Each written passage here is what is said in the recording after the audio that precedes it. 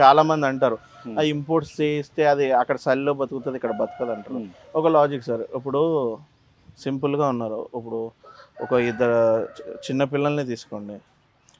ఒక కుక్క పిల్లని తీసుకెళ్ళి మీరు ఏసీలో పెంచండి. అదే దాంతోటి పిల్లని రోడ్డు మీద వదిలేయండి. రోడ్డు మీద చిన్న చిన్న ఇంటోడికి ఇచ్చేయండి, అది ఎవరికైనా ఫ్రీగా ఇచ్చేయండి, అడాప్ట్ చేయండి, ఏదైనా చేయండి.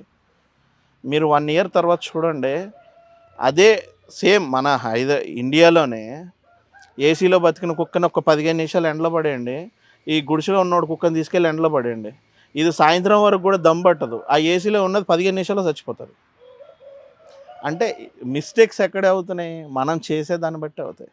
రఫ్గా మెయింటైన్ చేయండి.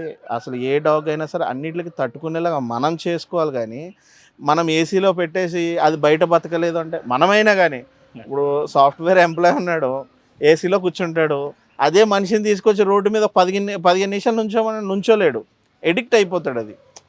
అదే రైతుని ఆ 10 నిమిషాలు ఏసీలో కూర్చోబెట్టని కూర్చోలేడు, అరే మొత్తం చలేస్తున్నాను.